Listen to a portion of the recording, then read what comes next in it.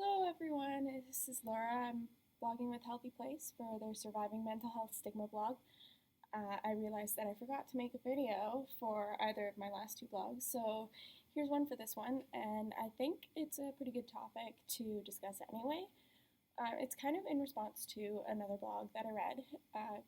It was posted with Healthy Minds Canada by Emma Holden called Getting Bad Again, and in this blog she talks about how, as bloggers, as writers, as people that deal with mental health, we tend to talk about our experiences in the past tense. So instead of saying, like, oh, I am struggling and this is how I'm struggling right now, and this is my story as I'm struggling right now, we tend to talk from a place of, oh, at this time in my life, I was struggling and this is what I was going through and this is how I got through it. And she kind of speculates in her blog a little bit about why this happens.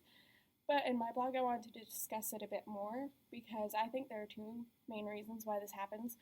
One is that when we are dealing with our mental health struggles, we're often very wrapped up in our struggles to the point where it's hard to deal with things. So our minds are perhaps in chaos, or it's just even difficult to get out of bed, right? So just telling our story might not be the easiest. And on top of that, there is, of course, stigma. Some of it is probably self-stigma. For instance, personally, I am more likely to talk about my skin picking disorder because that is something that I am in a more comfortable place with and feel like I can speak about confidently.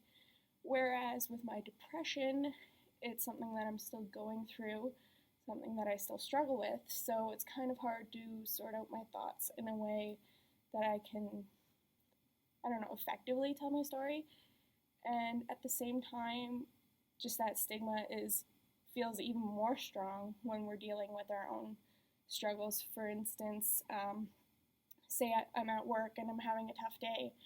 It's harder to say I'm having a tough day because I'm feeling depressed, because I know that someone might comment and say, well, just suck it up, we all go through that, or everyone has a tough day every once in a while, you'll be fine.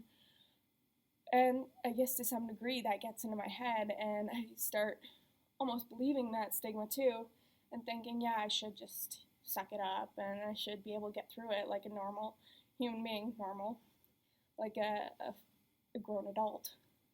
But it's just not that easy. So yeah, if you want to check out the written part of this blog, depending on where you're seeing this video, if you're seeing it on HealthyPlace's website, then the blog will be just above, and maybe you've read it already. Or if you're seeing this on YouTube, the link to the blog is in the comments, or not the comments, but rather the description box, and you can read it there. So thanks.